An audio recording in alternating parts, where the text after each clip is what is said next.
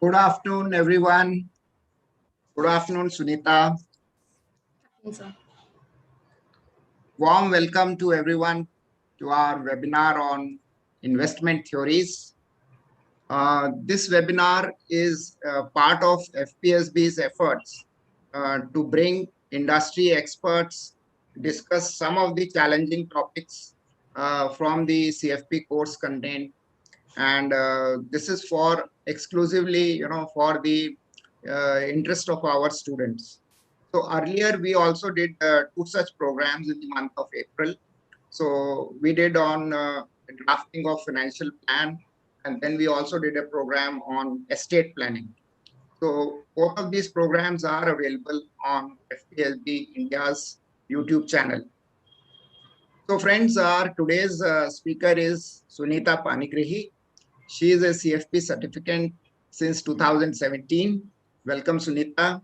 Thank you so much, sir. She is a CFA level 2 candidate, and currently she is working with Axis Bank as an investment research analyst. And we are so happy to have you, Sunita, with us. And over to you with your set of presentation. Thank you. Thank you so much, sir, for the introduction. It's an absolute pleasure to be a part of this webinar today, and I'd like to thank FPSB for giving me this opportunity. So the topic given to me today, which is investment theories, I think it's an extremely important and a very relevant topic in the current times. We've seen how markets and how different asset classes has performed, and it tells us how important as an investor or as analyst it is to have an overall portfolio diversification as an asset allocation. So in the next 1 hour, what I'll essentially try to do is explain or drive you all through the basic concepts of at a portfolio level. We'll be discussing few risk and return concepts. We'll talk about modern portfolio theory, which is my personal favorite, and there's lots to understand there. And in the end, we'll discuss about hypothesis and see how it actually works, or it doesn't work in current market time. So let's start the presentation. Wonderful.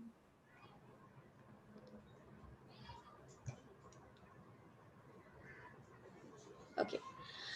So before starting the presentation, a quick disclaimer.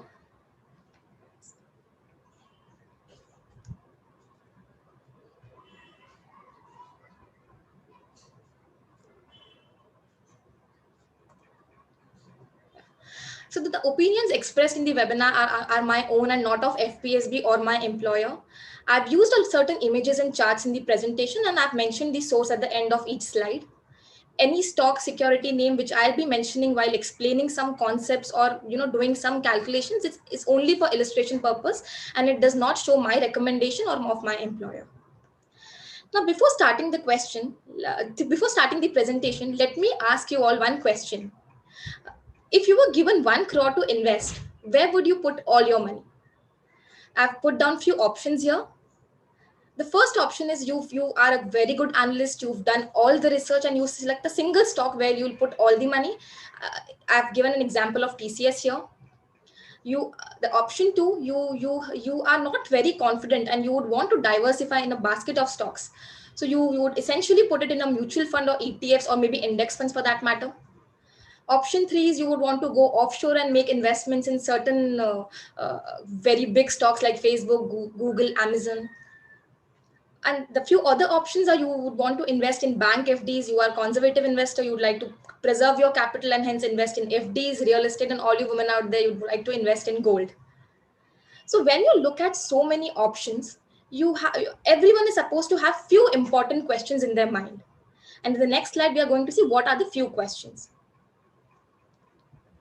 Okay, the relevant question that comes to your mind, and I've just collated a few of them. I'm sure there would be a lot of questions, but these are some questions. What will be the expected return? How much am I going to earn? The other question, relevant question is, what are the different types of risk, or how much risk am I exposed to while making this investment?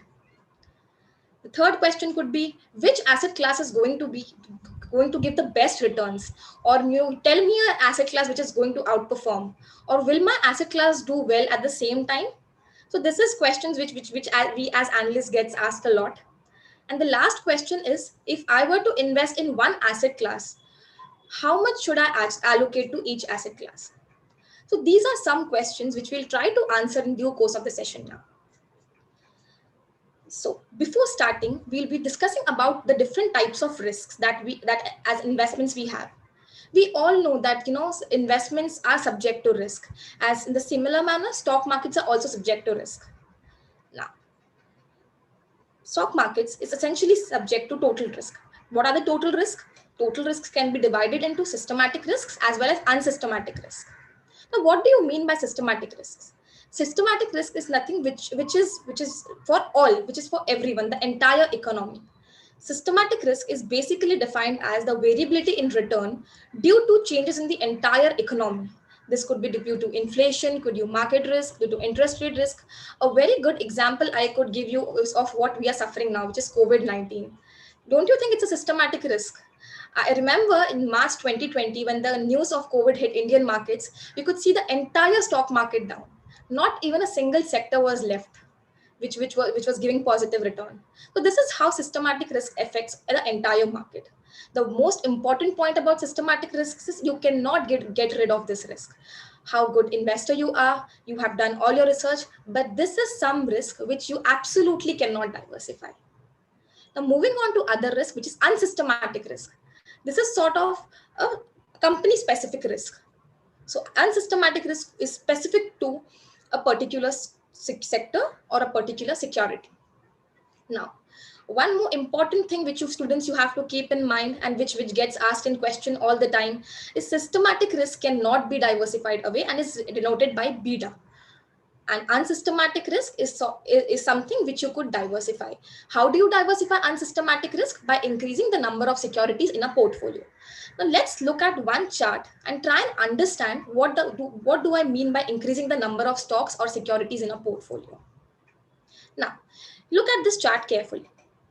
The x-axis essentially shows the number of stocks in a portfolio, which means as you move to the right, you're increasing the number of securities and essentially diversifying the portfolio. The y-axis essentially represents the total risk. Total risk here we measure by standard deviation.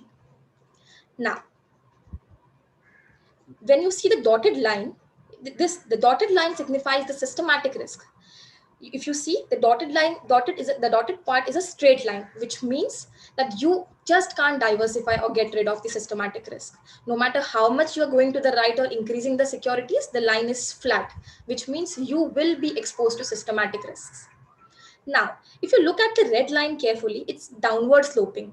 The red line is an indication of unsystematic risk, which means as you increase the number of securities, you are reducing the unsystematic risk. Now, a very important point about this graph is it shows the tremendous influence diversification has on unsystematic risk.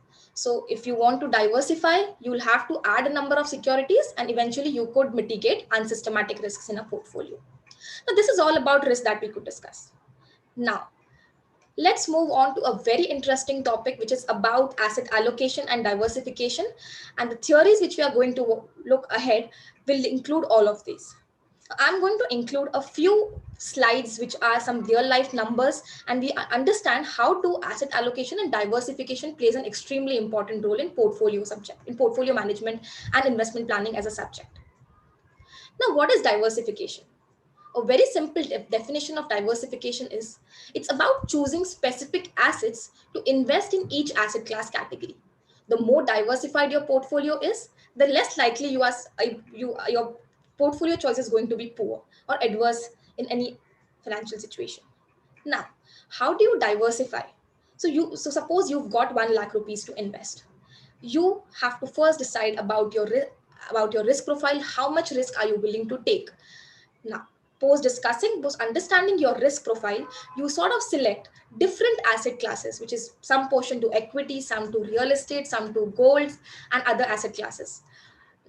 Post understanding the asset allocation, what we essentially do is drill down to specific assets within the asset class. So, for example, if I am wanting to invest my entire money in equities, where do I invest all my money? There are various options. You could invest in ETFs, you could invest in mutual funds, you could invest in stocks, you could invest in sector mutual funds. So there are different options Similarly, if you want to invest in real estate, you could look at investing in a property or investing in REITs, which is real estate investment funds, or InvITs. So these are some sub options which you could have in an asset allocation model. Now, if you look at the chart here, it exactly says what I was trying to convey. It says capital allocation is basically a diversification between risky assets and risk-free assets.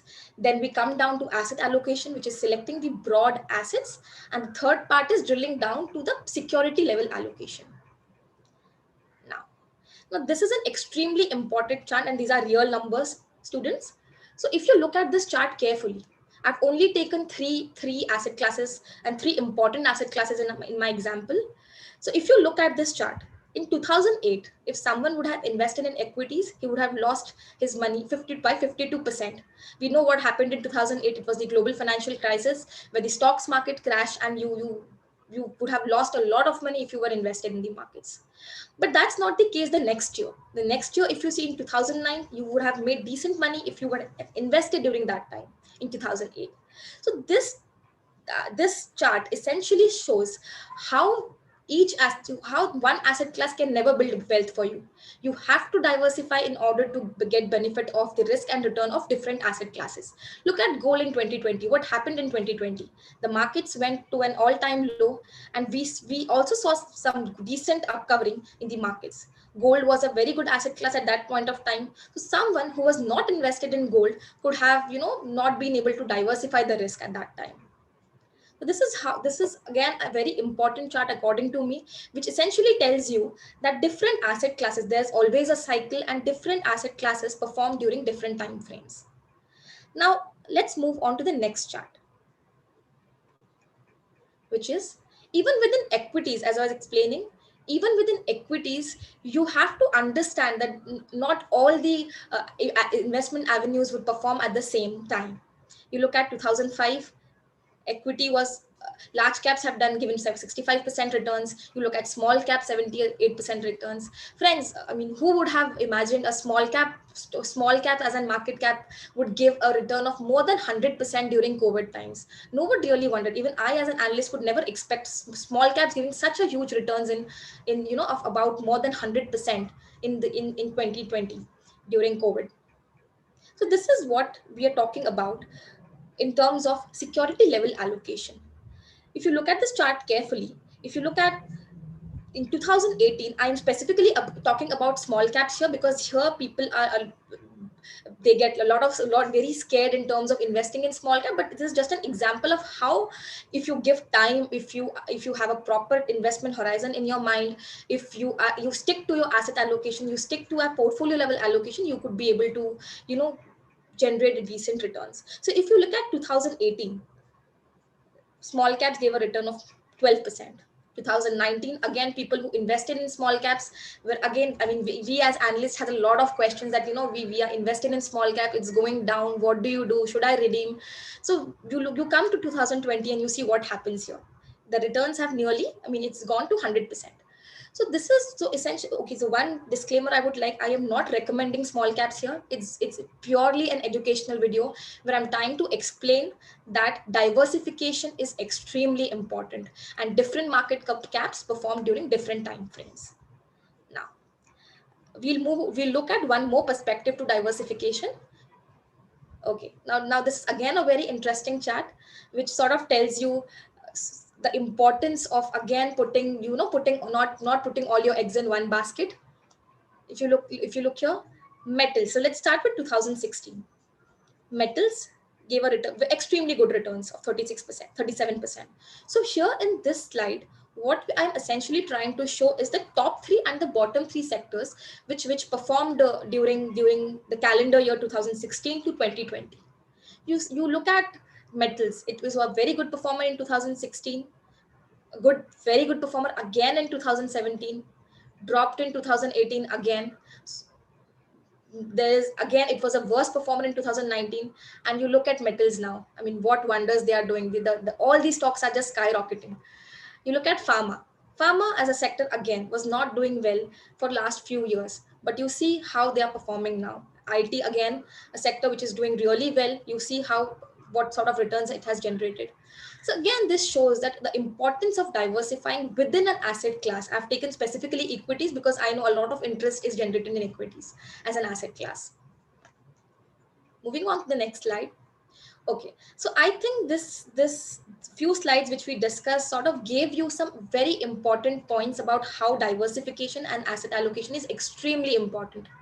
This is a tester for you all students, maybe just to check if you understood or if I was able to explain why asset allocation and diversification is extremely important. Let's look at a few examples now. Investor A, he's investing 100% in stocks, investing in one company. Do you think do you think it's a good way to diversify a portfolio? Absolutely not. It's a poor in terms of its asset allocation. It's also absolutely poor in terms of its diversification. Suppose you invested in one stock and overnight the company goes bankrupt. What would you do? You'd lose your 100% money.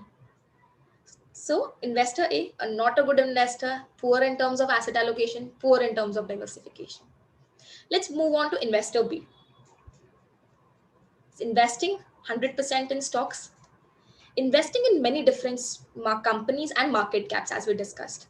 So again, diversification is good, but again he's restricted himself to only investing in stocks, which is again a not a good indication of asset allocation. We'll move on to investor C. 50% investing in stock. This looks like a portfolio for a lot of my friends. Investing 50% in stocks, 30% in bonds, 10% in cash, which means they are holding cash with them for liquidity, 10% in commodities. Now, this looks a little interesting. Okay, so the investor C has fulfilled the basic criteria of diversifying the portfolio, but poor in terms of diversification. How? He's investing only to one stock in his entire 50% to his entire 50% allocation. Again, in bonds, he's invested to only one bond, which is again a poor form of diversification. And the last, he's invested only to only one type of commodity, which is again a very poor diversification. Now let's move on to the last investor. 50 again. Here, what happens is investing 50% in stocks, 30% in bonds, 10% in cash and cash equivalent. Here, what happens is the investor invests in many different types of companies in different industries, market caps. Now, within bonds also, he's investing in different government bonds and corporate bonds, good diversification. And again, he's investing in many commodities. So this is an ideal portfolio approach which one should have, which is having a good asset allocation, at the same time having good diversification. So this is all of this forms our base to understanding the next concepts which we are going to be discussing now, which we'll be covering in the modern portfolio theory. Let's move on to the next part. Now, this sort of summarizes the entire asset allocation and few pointers which is very essential to understand, and you could relate it to the practical life as well. Asset class follows different cycles over different time frames. It is difficult to predict which asset class will outperform. As we saw in our previous slide, some market caps or some market segments did really well in some year, and some were a poor performer in absolutely the next year. Asset allocation is the key driver of portfolio returns, and it helps in portfolio diversification, and it leads to optimal returns. Now, let's concentrate on the last point. It leads to optimal returns. Now, what do you mean by optimal returns? Optimal returns is nothing but maximizing your returns at a given level of risk is what you mean by optimization. Now, having talked about optimization, now we'll shift the gears and understand more about some calculations at a portfolio approach. So whatever we are going to discuss from here on will be at a portfolio level, a portfolio approach to investing. Now let's start with some concept which will help you to clear your exam, and it's extremely important, students. All the examples that I'm going to be sharing today in an Excel and explaining you, it is extremely important, and trust me on this, we use this in our practical lives as well. So we'll be talking about We'll be discussing about the concepts of portfolio risk and return. We'll also be talking about the combination of correlation and covariance, and why correlation is a better measure, and what are the confusion. I mean, I understand there's a lot of confusion when it comes to understanding correlation, covariance, variance. We are going to discuss everything now, next in the next slide. Okay. So I think risk and return is best understood by solving few sums and examples. So let me just share the Excel when we are going to calculate and understand these concepts.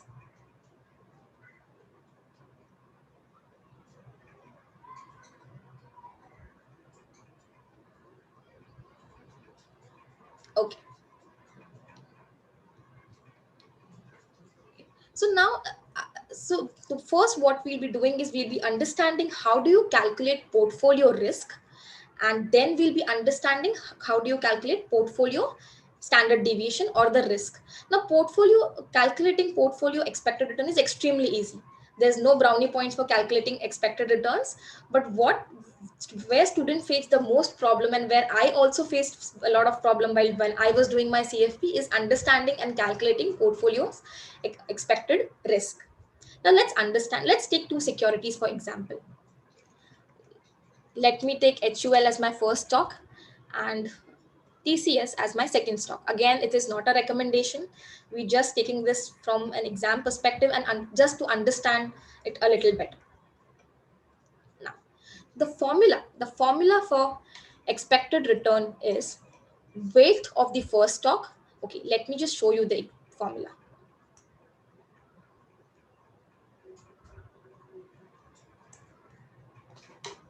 Okay. Now the blue one is our formula for portfolio returns. The formula is weight 1 into expected returns 1 plus weight 2 into expected returns 2. This is our formula for expected returns. Now, in all my examples which I'll be sharing now, we'll be taking into consideration only two sets of securities. This makes us easy. This makes our explanation a little easier. And in the exams also, mostly you will be asked for two examples, questions with two examples. Now, let's assume I have invested 60% in HUL and I plan to invest the rest 40% in TCS. I expect a return of 17% and a return of 15%. So this is all I need to calculate expected returns. Again, I'll repeat and I'll go a little slower here just to understand. While calculating expected returns, what we would essentially need is weights as well as the expected returns. For HUL, we'll take 60% for the first security, which is HUL. We'll have 60% in HUL and 40% in TCS. Our expected return is 17% and 15%. Now I have built the formula here. So when you do it in your exam and through your calculators, it is going to be weight 1 into expected returns 1, weight plus weight 2 into expected return 2. Excel sort of gives you a very easy formula to solve. What you could do in Excel is just do the sum product, which will help you to get the weighted average returns. So what you do is you put sum product, select the first array, and then select the second array. So this shows an expected return of 16.2%. Okay, absolutely easy and absolutely clear to understand. All you have to do is just do a weighted average or sum product as we see in Excel. So this is how you calculate expected returns in your exam. Now let's move on to a part which is a little difficult. I know the formula looks a little intimidating to all of us, and we'll try and understand a trick to remember this formula. Now, how do you find the portfolio variance or standard deviation of the portfolio? The formula gets a little complicated when we add more securities, because for every security we add, we'll have to find the pairwise correlationship between two assets. Now, what is correlation? We'll be understanding in some time. So the formula for portfolio variance is weight 1 square, which is weight of security 1 square, plus variance 1 square, plus weight 2 square into variance 2 square plus 2 times the weight 1, weight 2, standard deviation 1, standard deviation 2, and the correlation. Now for this Excel and for this slide, what we'll do is we'll try and understand what is correlation. Correlationship is nothing but the movement between two stocks. So if a stock shows a positive correlation shows a positive number, it means that both the stocks are moving in the same direction. A negative correlation means they would essentially move in the opposite direction. For now, let's just keep this as our understanding for correlation. We later on understand how we derive at correlation using covariance. Now, looking at this formula. Now, if the formula looks quite intimidating to you, let's remember one formula which we did in our school, which is a plus b the whole square. I'm sure most of you have done this formula in school, and we've done this formula to death, and we definitely remember this formula. So let's just compare our risk variance formula with this formula. Okay, now let's look at this.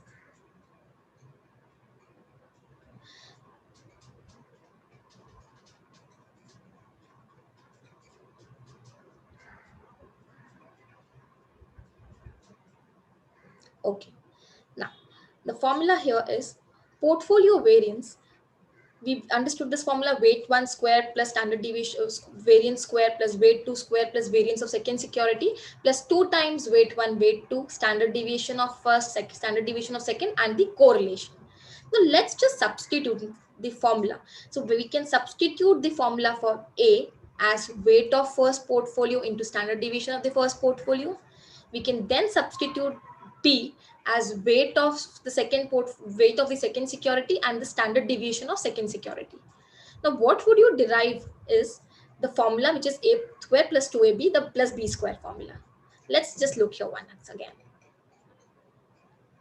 Okay, now when you compare this formula and derive it by substituting it, what you would get is this formula. But there's one thing which is missing here, which is the portfolio correlation.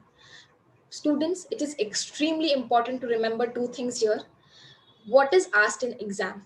Are you supposed to find the variance, portfolio variance, or standard deviation? All of us know standard deviation is nothing but the square root of variance, and this is something which we'll have to keep in mind. Now when you look at this formula, we essentially, the entire formula is here, but only thing which we'll have to remember is to add correlation. Please do not forget to add correlation in the end. Okay, so now let's look at this, come back to this example again, and let's try solving this with one example. Okay, now what I'll do is essentially try to change the weights. Let me take 80% to the first stock, 20% in the second stock. What I'll try to do is change the standard deviation or the risks, which let me take this as 16 and the standard deviation at 25. Now I am for now deleting the returns. Now for calculating expected risks, we need 3 data points. The first data point is the weightage of the portfolio. The second data point is the standard deviation of individual securities, and the third point is the correlation. Now correlation is extremely important, students. Now there could be a question: why can't we just find the weighted average risk weights of the portfolio and get the returns how we did for expected returns? Why can't we just add up the standard deviations in terms to get the portfolio standard deviation? The everything lies in correlations. Even that's what we are trying to understand. Correlationship helps in diversification and reducing risk when we choose the risks, when we choose the assets correctly. Now I'll try. So I have already built in the answer, but let me just try and solve it for you all here. Now how do we do it? We'll multiply weight 1 square plus standard deviation square. Okay, weight 1 square into standard deviation square plus weight 2 square into standard deviation 2 square plus 2 times weight 1. Okay. 2 times, I just forgot to put times, 2 times weight 1, weight 2, standard deviation 1, standard deviation 2. By standard deviation 2 and 1, I mean securities.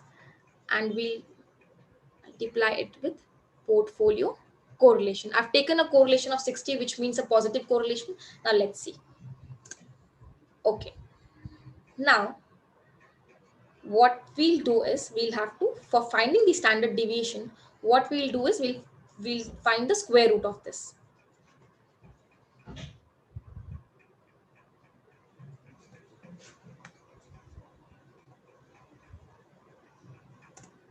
Essentially multiplied by 0.5 to calculate the standard deviation.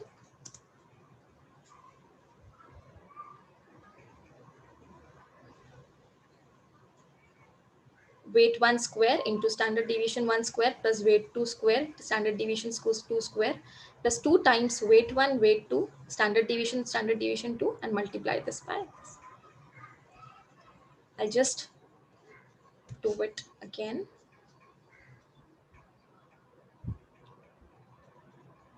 Okay. I think we've just multiplied it twice. Weight 1 square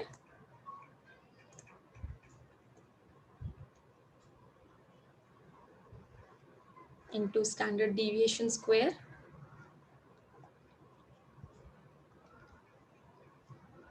plus weight 2 square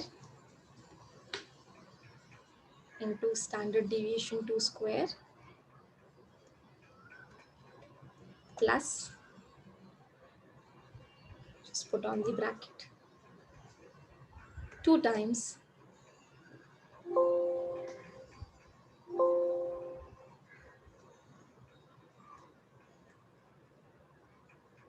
weight 1, weight 2, standard deviation 1, standard deviation 2. We'll multiply it with the correlation, and then we'll essentially try to find out 0.5. Yeah, so this is how. So you saw how difficult the formula is. Okay, so this is how we have to pay attention. There's no Excel shortcut formula for finding the portfolio standard deviation or variance, and this is how we find the portfolio standard deviation. Now, if you look at the formula carefully, the last three numbers, the last 3 points, which is correlation multiplied by the standard deviation of the first security and the standard deviation of first security. Now, this is nothing but the formula for covariance. We'll be understanding what a covariance means, but in exam, you have to pay attention. If you've been given covariance, you will directly substitute and end the formula here. You will put 2 times weight 1, weight 2, and multiply it with the covariance, which is shown in the last formula. Yes. So now let's just do a quick revision again. Portfolio returns is nothing but a weighted average return of the portfolio weights and the expected returns. The formula is weight 1 into expected return 1 plus weight 2 into expected return 2. And we'll sum it up. Portfolio variance or standard deviation, again, if you have to find, you can't find standard deviation without finding variance. So what you'll have to do is first find the portfolio variance. The formula is weight 1, weight of the first security square plus weight of the second security square. You will add weight 2, standard deviation 2 times weight 1 and weight 2. And if you're given covariance in the sum, you'll essentially put that in the formula, or you could do standard deviation of 1 and standard deviation 2 into R. Now, having understood this, now we have always done the variance and standard deviation in our school, but don't you think we're always confused at why we use variance at one place or why we use standard deviation, or what is the difference between portfolio covariance or correlation? We'll try and understand and develop our basics a little bit. Now, we are now trying to, before understanding covariance and correlation, what we'll essentially try to do is understand variance as a concept first. Then we'll eventually move to covariance, and then we'll move to correlation. So this is just an example which I'm sharing. It's not there in the textbook, but I am sharing it to explain you all and give you some intuitions of how we develop covariance and correlation. Now, these are just some arbitrary numbers. Okay, so variance is always it's calculated for a single stock or for a single variable. We are not looking at correlation, so variance is specifically for one stock. I have taken some arbitrary numbers here. A stock in the last 10 years has given these returns. Now, how do you find variance? It is x minus x bar the whole square divided by the number of observations. The idea here is to explain you or give you the intuition of how we develop covariance and correlation in our formula. So I am not be going to be calculating how we derived at this number. It's just going to be an Excel formula now. In Excel, you could simply calculate how we do covariance, but this, okay, I yeah. So here, when we look at this variance comes through x minus x bar and the standard deviation. So what you essentially do is you take all the x values, you subtract the average, which is the sum of the stocks divided by the number of stocks. Then you subtract this by the number, you square it. Now there's always questions from student, why do you square it? The reason is variance is a measure of risk, and risk can never be negative. So in order to negate the standard deviations, what we essentially do is we square the numbers. So this is how you derive at variance. You sum it and divide it by the number of observations. Excel again gives you a very easy formula to do this. I will just show you that.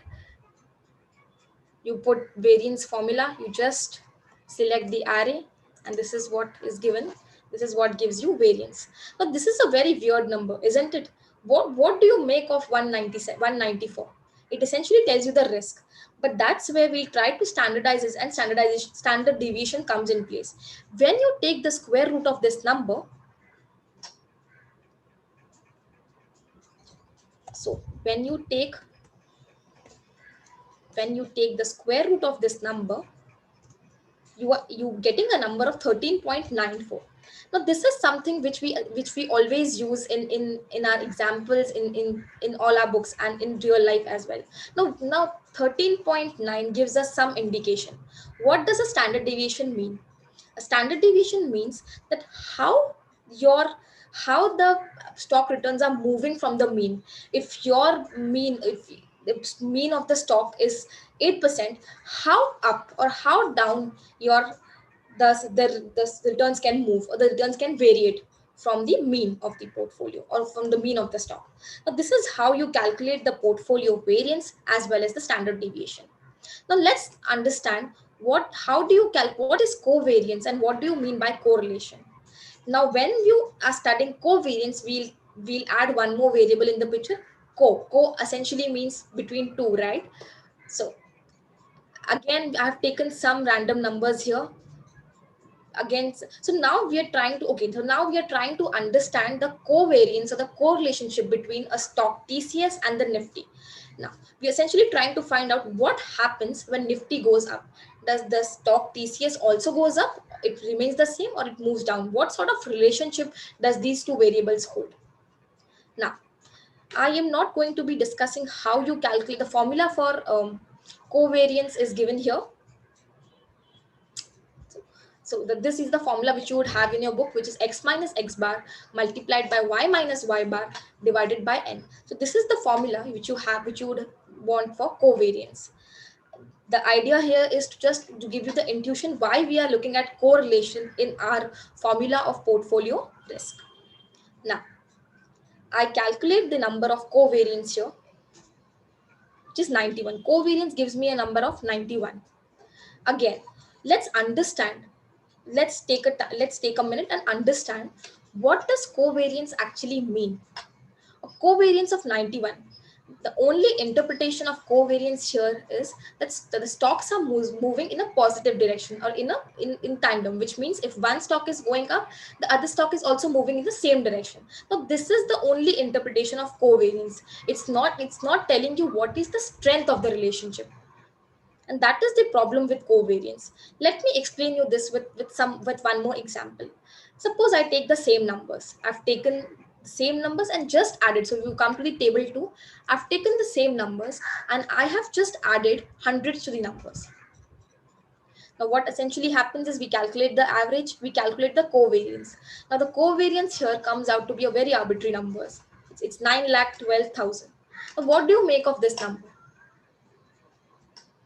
Exactly. So here, what happens is we the only interpretation you could have of covariance is the positive direction.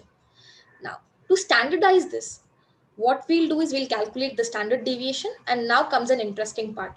What we've done is we've calculated the numbers are the same. We've understood the relationship is the same, but for covariance, we are seeing some absolute different numbers. What does this tell us? It tells us that if the absolute values are greater, which means you take some very large numbers, the covariance is going to show some very weird numbers. And this is not we can use in our formulas and work with, right?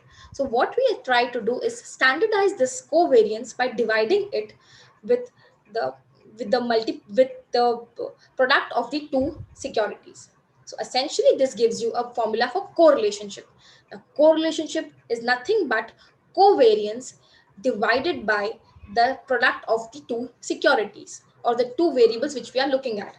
Now, when you multiply, so you just have a look here. What you do is you essentially multiply covariance divided by the standard deviation of divided by the product of the two variables. You will get a correlation of 0.41.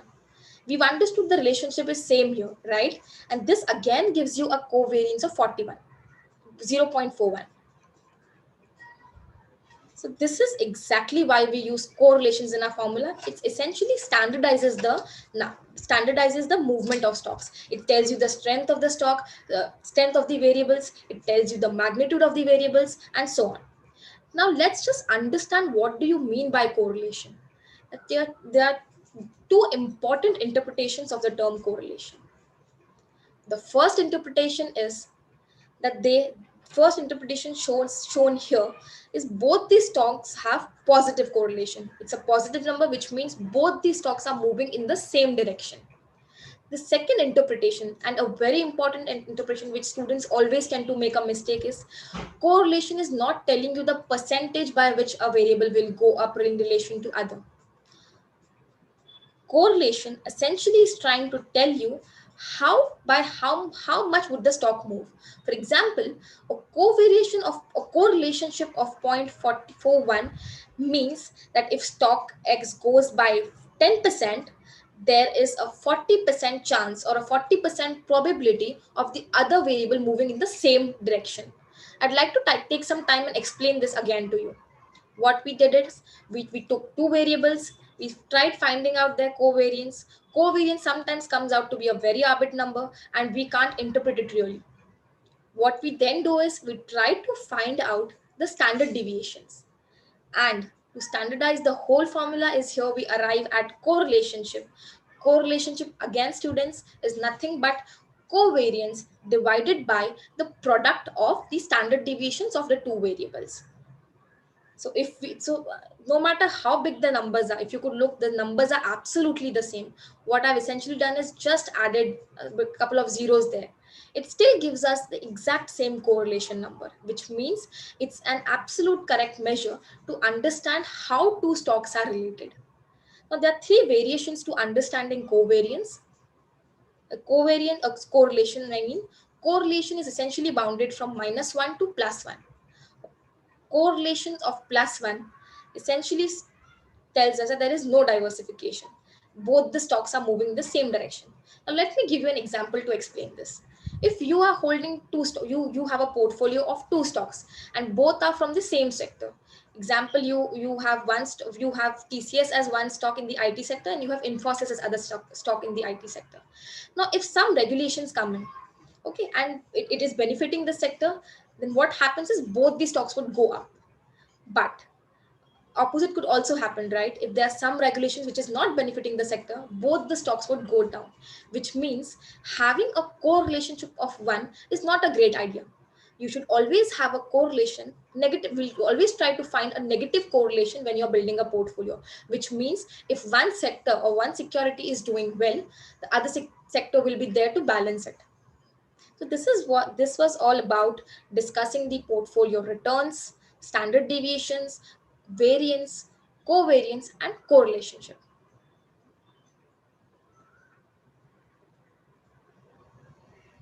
Now let's move on back to our slide again.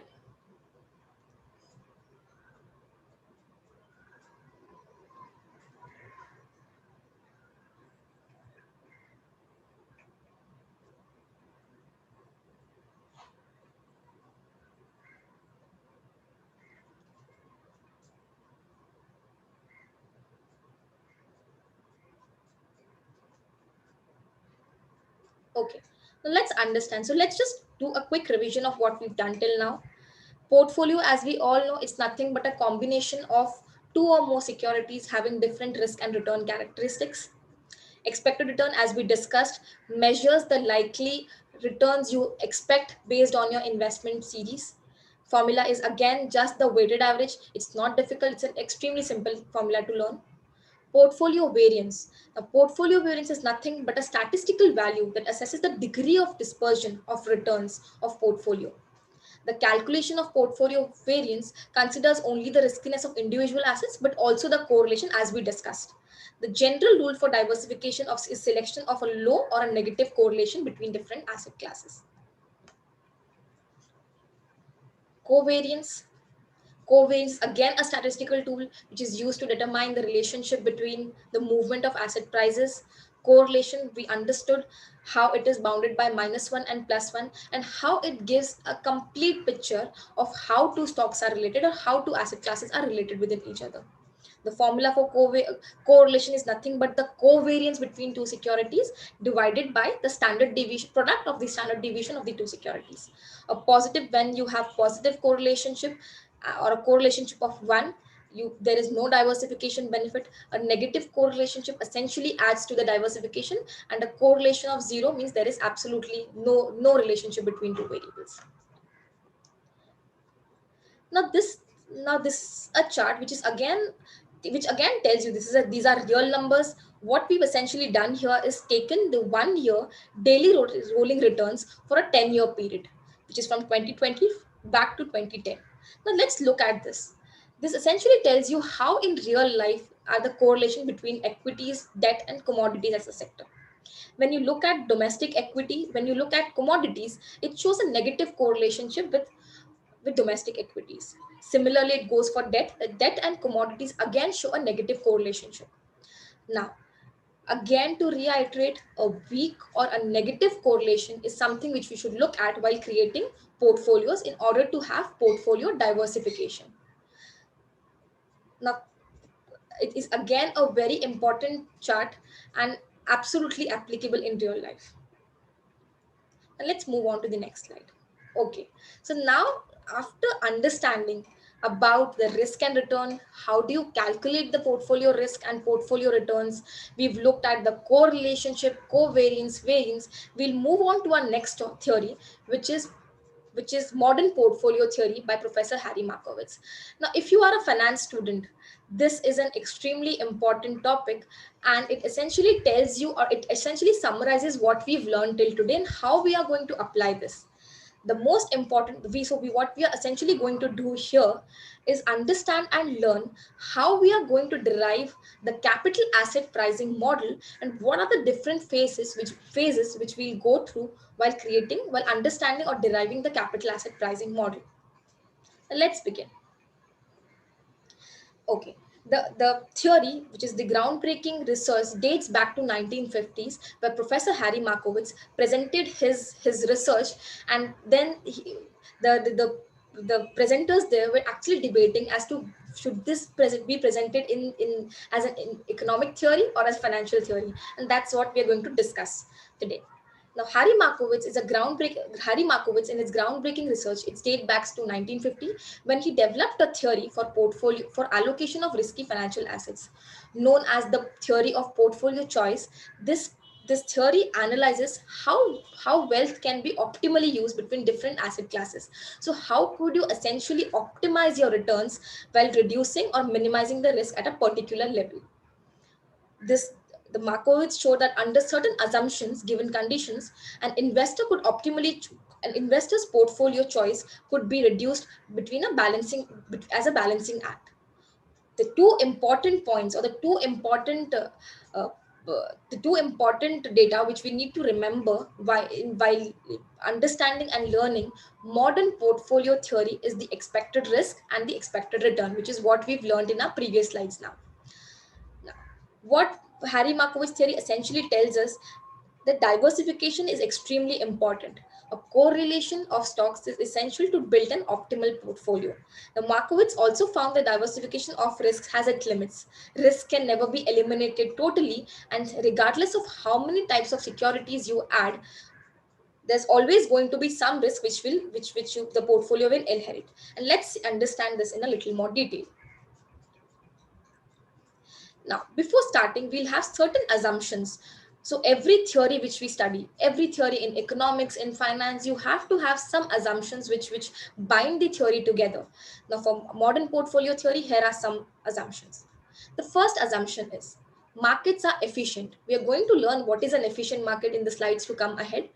Markets are efficient. Now, what do you mean by efficient?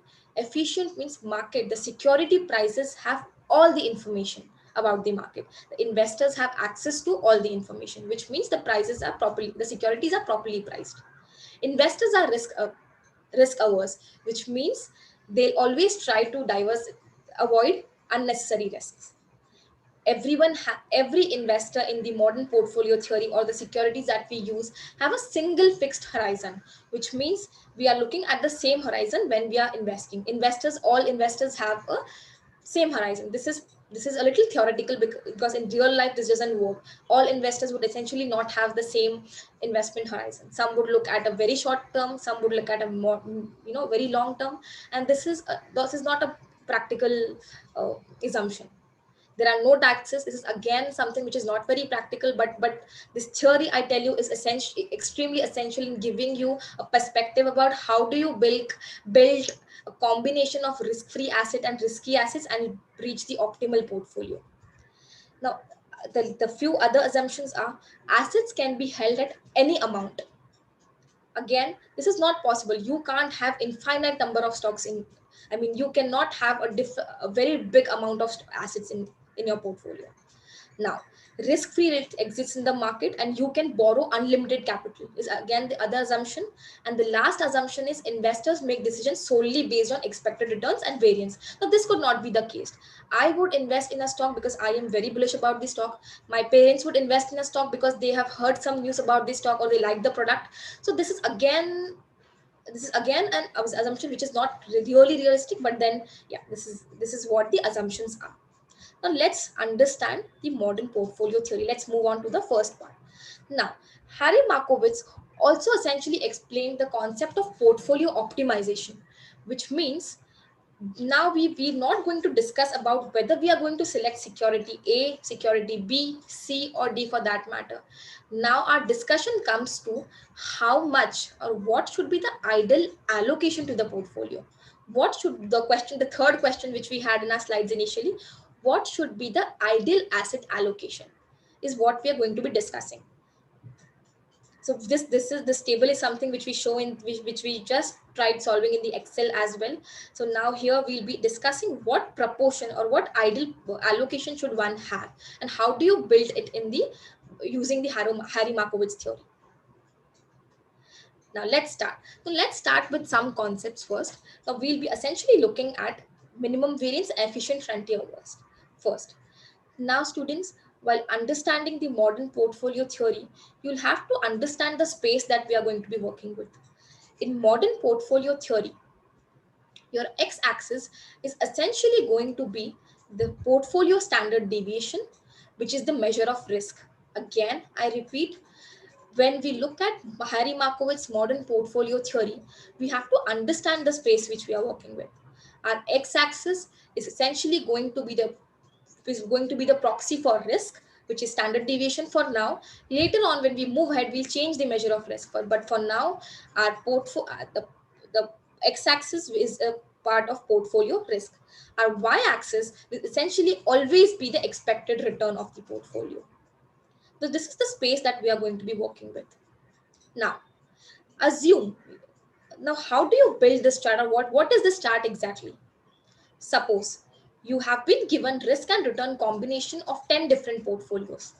What you do is you essentially try to create different portfolios. For example, you have 10 different securities. You go to onto an Excel. What you do is you try to allocate, you create different allocations. It could be very easily done in Excel. You try to allocate, create a combination of different allocations and find out the expected risk as well as the expected return. Now, we've learned in our previous slides how to calculate the expected returns of a portfolio as well as the expected variance of the portfolio. Now, once you've constructed or found out the different risk return combinations of the portfolio, what you do is you combine all the combinations of portfolios which has the minimum risk. Once you found the combination of portfolios with minimum risk, what we essentially do is try to build a scatter plot and try to create the minimum variance frontier. Now, the red curve which we see here is nothing but a minimum variance frontier. It essentially covers all the portfolio combinations with the minimum variance. Now, if you look at this chart carefully, the as you move to the right, it means you're increasing the risk of the portfolio, and to the extreme left, when you're moving to the left, you are looking at the portfolio, you're trying to reduce the portfolio standard deviation. The point which is on the leftmost part, the star here, is just called the global minimum variance frontier. So when you look at the point here, this is nothing but the global minimum variance, which means this is the portfolio with the least amount of risk. Let me explain this once again. What we are trying to do is we are trying to calculate combinations of different portfolios. We're trying to find out the expected risk, expected returns, and essentially trying to build a curve which includes all the portfolios with minimum frontiers. The portion to the left is the global minimum variance frontier. Now, now let's look at after understanding this, when you see what are these portfolios, then do you think these are optimal portfolios or these are good portfolios? The answer is no. I'll explain you why are this not good portfolios to invest in or not optimal portfolios. Now, if you look here at this, suppose this has a standard deviation of 5. At a standard deviation of 5, you have two portfolios. This is just portfolio 1 and portfolio 2. Now, essentially, which portfolio would you choose? Would you choose a portfolio which is below, or would we choose this portfolio for the same level of risk? What we are going to do is absolutely going to select the portfolio which is on the top, which means all the portfolios which lies within this, the yellow stars you see here, are inefficient, because for every portfolio here, you have a portfolio which is on the upper curve, which is giving you a higher return for the same level of risk. And this is what is essentially called the efficient frontier. Now, the portfolio which is efficient frontier is a curve, is a line which essentially gives you the optimal portfolio. Optimal portfolio is nothing but it is maximizing your risk, it is maximizing your return for a given level of risk, or it is minimizing your risk at a given level of return. So the space that we are essentially going to work ahead is with the efficient frontier now, and all these portfolios are not optimal portfolios. So this is what is our minimum variance and efficient frontier. We understood what is a global minimum variance as well. Now let's move on to the next part.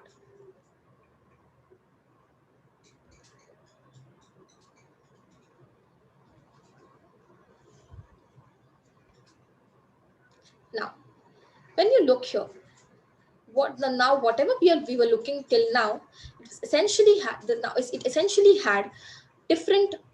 We were only looking at the risky assets. So when we were looking at the portfolio when we were looking at the portfolio efficient frontier, we were only looking at risky assets. What we'll essentially do is try to add different portfolios of risk free.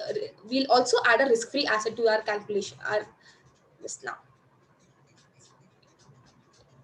Okay, so this is now in the efficient frontier. What we are essentially trying to do is add a risk-free portfolio. But this line which you see, which is touching the on the y-axis, is the risk-free rate, and the line is again combining a combination of risk-free as well as the risky asset portfolio. Now, what happens when you move? What happens? How now in the line? The problem with the capital allocation line is, how do you select on which point is your optimal portfolio? The problem here is it is difficult to identify which is the actual capital, which is the optimal portfolio. So what do we do here is we'll combine the risk-free asset along with the risky asset and try to improve the trade-off between the risk and returns. The combination is called the the combination of a risk-free asset as well as the risky asset is called the capital allocation line.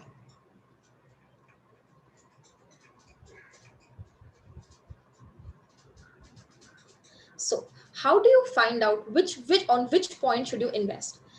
Here, we then plot something called as the indifference curve. Now, how do you arrive at what is indifference curve? Indifference curve is essentially, it tells you the preferences of various investors. It tells you the different risk return characteristics and tells us how optimally or how happy an investor would be. So, which is our optimal portfolio? The line which touches the capital allocation line, or the curve which touches the capital allocation line, is the optimal portfolio. Now, what happens is, so let's just understand what we've done till now. We took a combination of assets, we tried building a minimum variance frontier, we selected the point on the leftmost side of the curve, which was the global minimum variance frontier.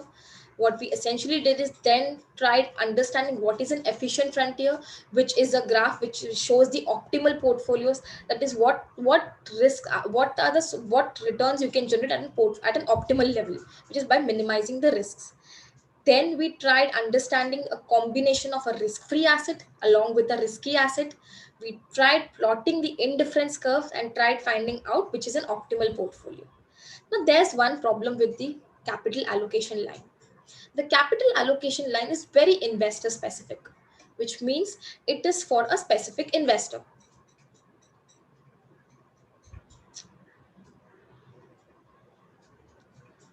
I'll just try sharing the screen again.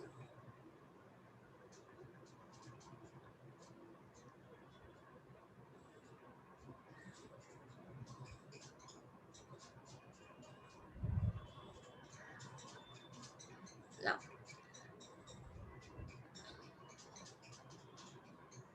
I'll just try sharing the screen again.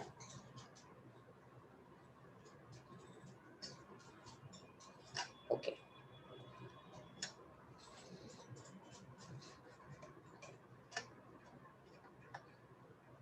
This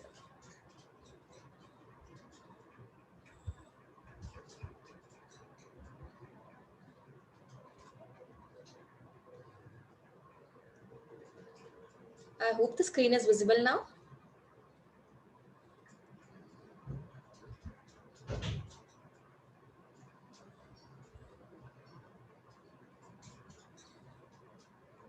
Okay. Yeah. So essentially, we were at this slide. So now we were talking about capital allocation line, which is nothing but we now introduced risk-free assets in the portfolio, and I'm essentially moving from a risk-free asset to a risky asset. Now, I was explaining how do we find out which point on the line gives you an optimal allocation. Here is where we introduce the indifference curve. Now, in economics, an indifference curve essentially tells you the preferences of different investors, which means what risk return combinations are good for an investor. Now, we'll try to plot the points, try to plot the indifference curve and find which one is the optimal portfolio. Now, it's again an important point to remember that the indifference curves which is tangential or which is tangent to the capital allocation line is nothing but an optimal portfolio on the curve. Now, let's move on to the next part. Now, the problem here was that we were not able to, this was investor specific. CALs could be for n number of investors. You could have CAL for a lot of investors.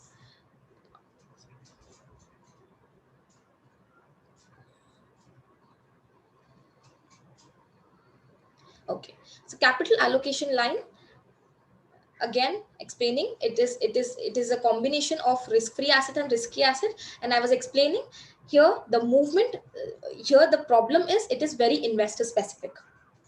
Now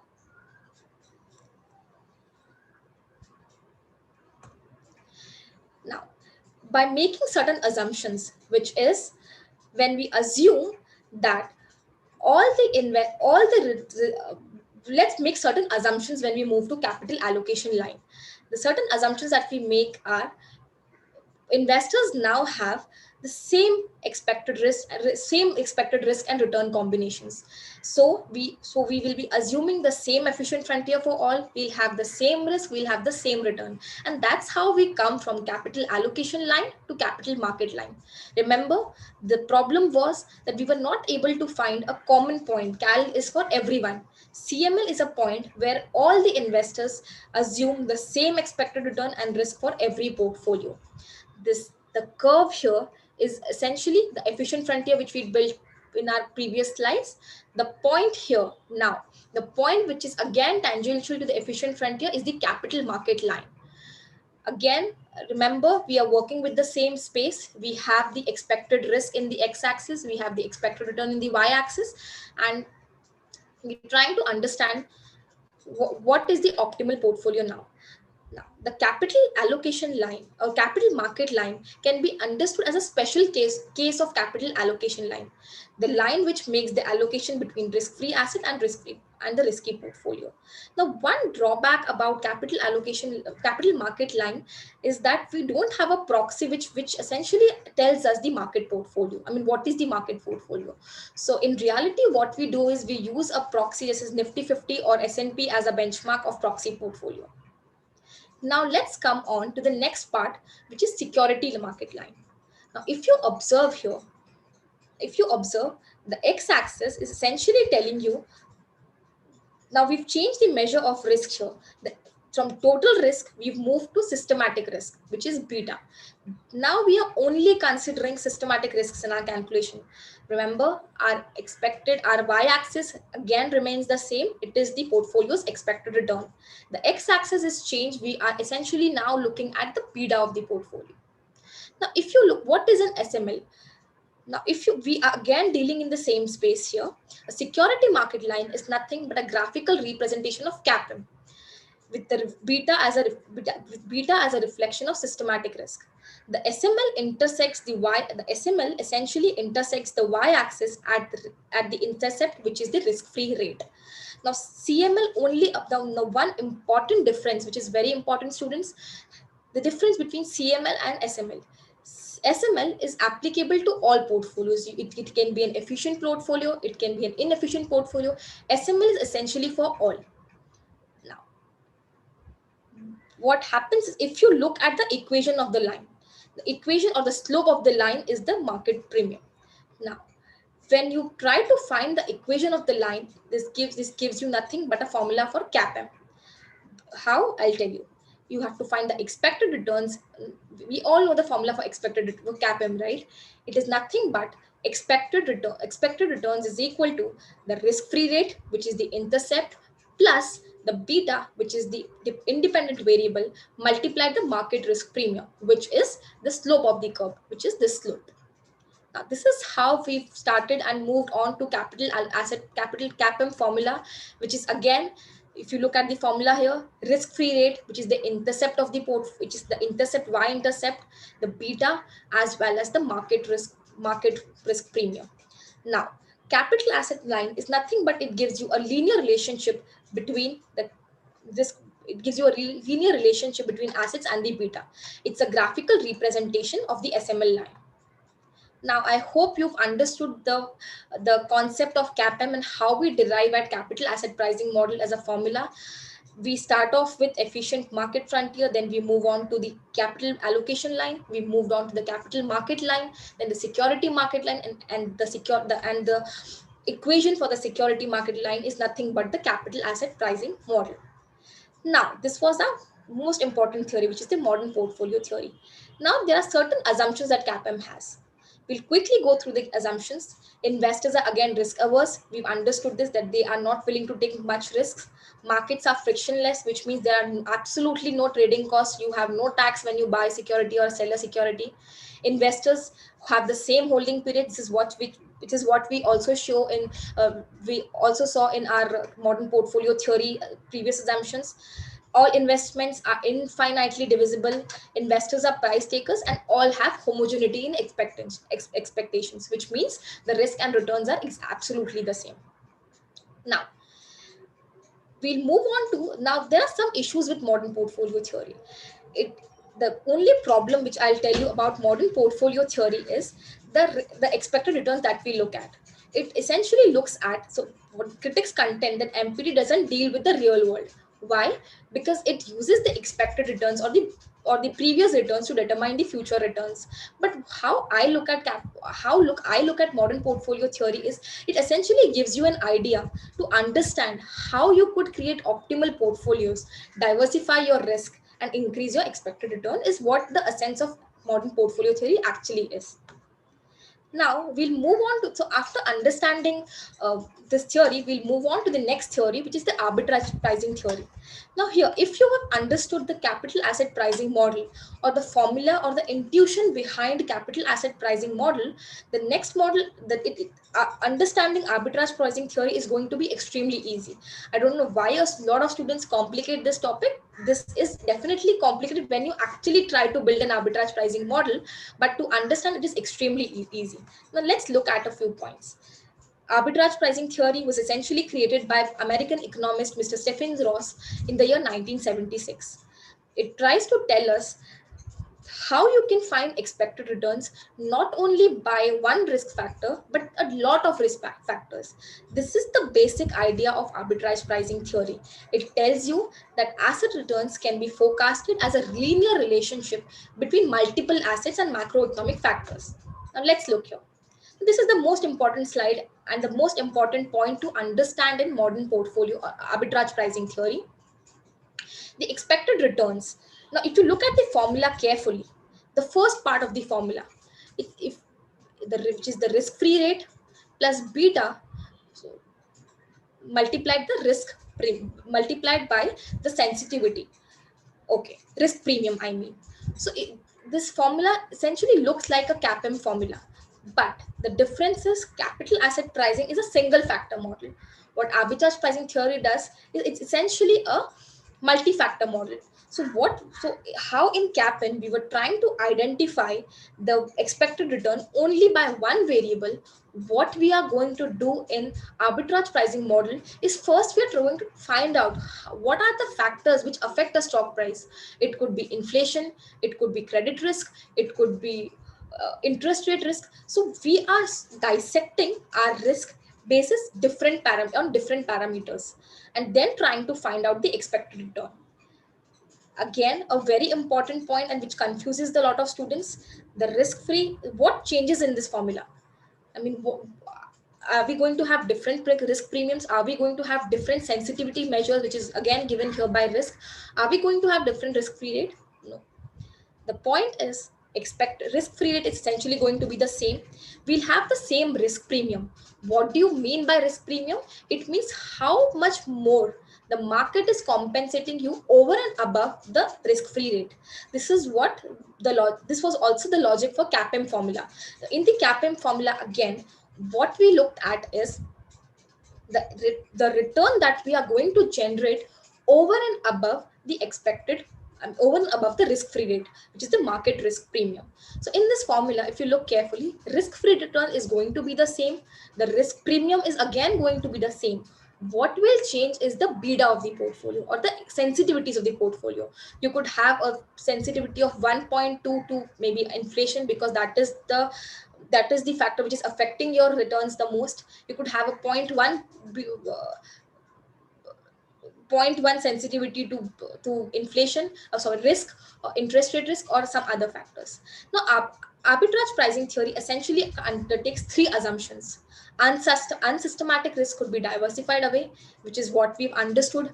Returns are explained by different factors, which is what we understood. The beta here essentially represents the sensitivities, and there is no arbitrage opportunity. Now, what do you mean by arbitrage opportunity? Is the price discrepancies. You see, for the same asset, if you have two different prices, it this is called, and this gets in an efficient market, this gets covered very fast. So this is what is no arbitrage pricing opportunity.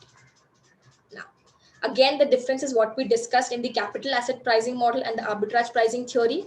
Capital asset pricing model is essentially a one factor model, and arbitrage pricing theory is essentially a multi-factor model where you look at different sensitivities. What do you mean by sensitivities? You look at different factors which affect your stock prices.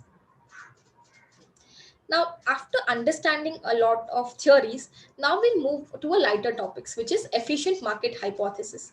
Now, what do you mean by efficient market, and what do you mean by hypothesis first? A hypothesis is nothing but it's an idea that you set to conduct a research. You create a statement. For any hypothesis is a statement which the researchers are essentially trying to understand through various experiments. Now, what are efficient markets? Efficient markets is a place where investors have all the information in the market. The security prices essentially reflects all the information which is priced in. Now, efficient market hypothesis is an economic and investment theory that attempts to explain how financial markets move. The theory was developed by Eugene Pharma in 1960, and it essentially explains how securities completely fair and reflect the asset's intrinsic value. Now, what is an asset's intrinsic value? An intrinsic, so basically, let's just understand what are the two ways in which you can calculate or estimate a security price. You could do it essentially through technical analysis. You could also do it through fundamental analysis. What happens in a technical analysis is you look at the past charts and try to predict the future returns. You look at you look at the past history and try to predict how it moves. This is technical analysis. What happens in a fundamental analysis is you look at the different, you look at how the stock is moving, what are the what are the different numbers, what are the growth expectations, and you essentially try to build the trying to find the intrinsic value. Now, the concepts attributed in Eugene Pharma research tells us that it is essentially impossible to beat the market. You can't beat the market because all the prices, stock prices, essentially reflect all the data information. Now, there are three variations to understanding efficient market hypothesis: the weak information, semi-strong, and strong form. Now, what information we are talking about? Information could essentially be divided into public information and private information. Public information essentially comes from the stock's balance sheet, its profit and loss statements, its annual reports, and again, public information could also be divided into the past information and the current available information, which is affected in the stock prices. Now, we'll try to summarize this and understand in a table form.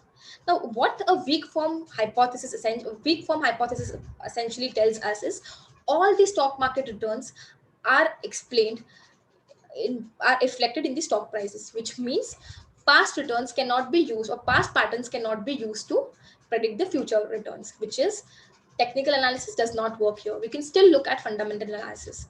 What a semi-strong form essentially tells us is you have all the past information as the current public information available in the stock price. You could look at insider trading could help, but due to restrictions, I don't think this is again a feasible thing. So here in semi-strong form, neither fundamental analysis nor technical analysis would help you.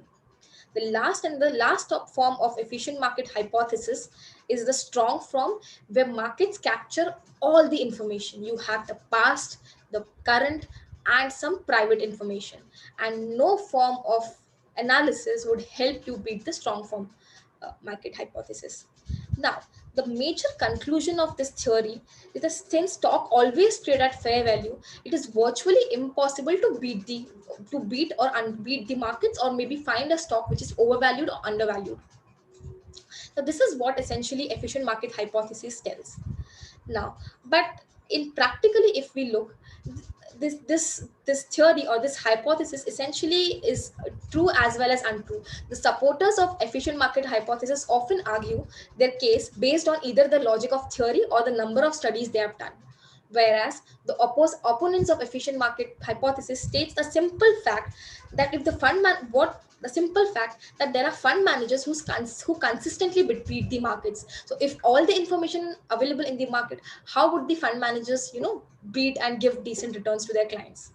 According to efficient market hypothesis, it is impossible to have only blind luck to beat the markets and give your investors returns, which is what the argument is in the efficient market hypothesis. Now, in its book, Professor Malky, he himself admitted in his sixth edition in a book called Random Walk Theory, 1955, that while the reports of the death of the efficient market theory was vastly exaggerated, there seems to be some techniques to stock selection which would help you get additional returns.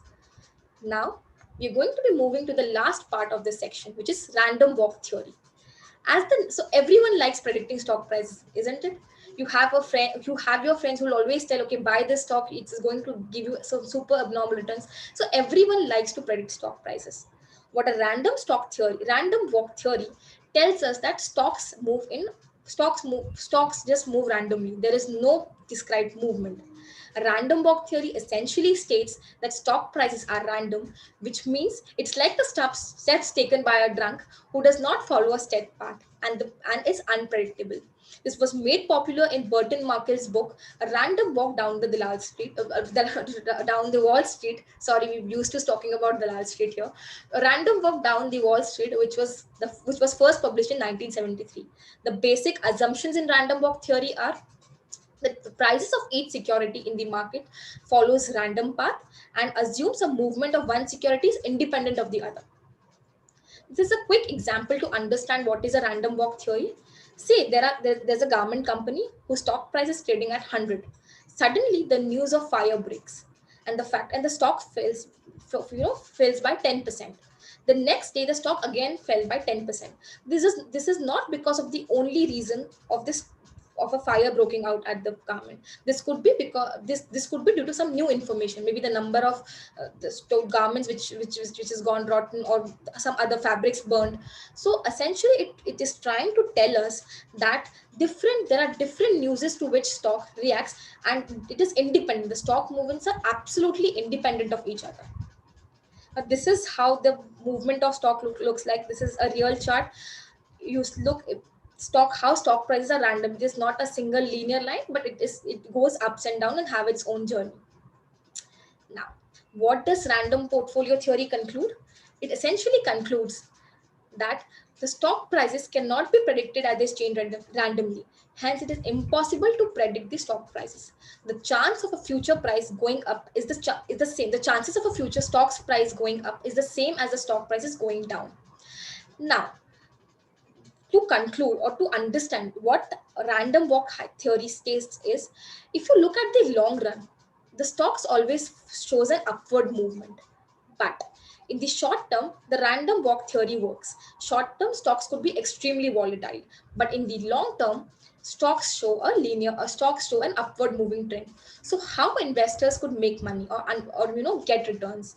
Random walk theory states that if you are an investor and you're looking for long term, you should essentially buy an index and then buy and hold it for long term. This will essentially do is help you build returns.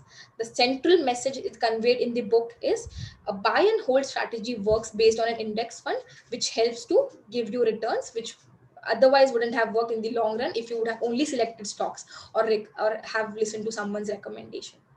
Now, I think this is all I have to cover today in our today's slide. I hope I was able to cover all the topics. These are extremely broad topics, and I've tried to give an overview of all. And if there are any doubts, I'm happy to answer any questions. you could also mail me your questions. I have my contact number and email ID here.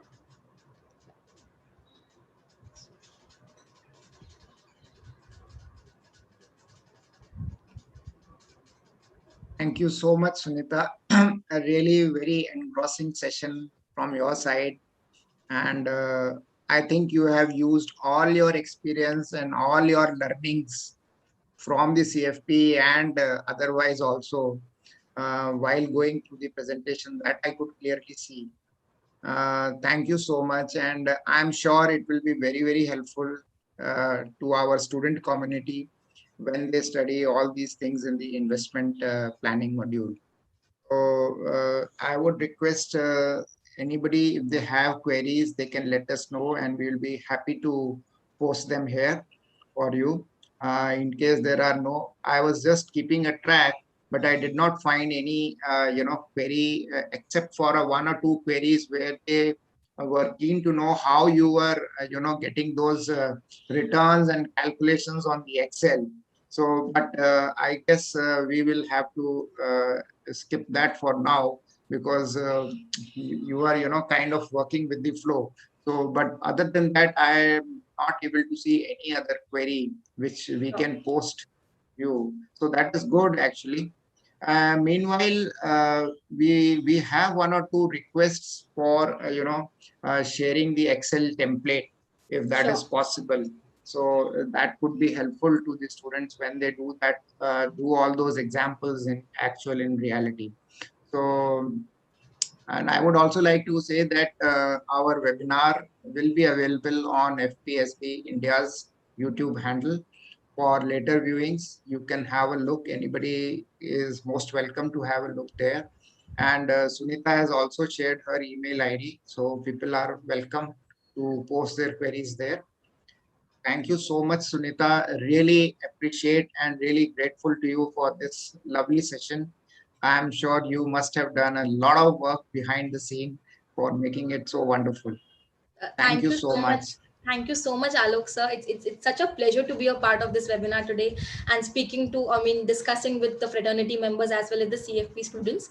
I'd like to wish all the CFP students all the best. I think this subject as a whole, or financial planning as a whole, is so important, and you always try to link whatever you are studying to what we will be working with, or try to apply it in real life. Thank you so much, all of you, and keep safe. Thank you, Sunita, and thank you to all the students and all the participants for being patient viewers of the program. Thank you very much. And please keep on, please join our social media handles. We will keep on posting about the forthcoming sessions there, and look forward to see you all in our next sessions. Thank you so much, Sunita, once again. Yeah.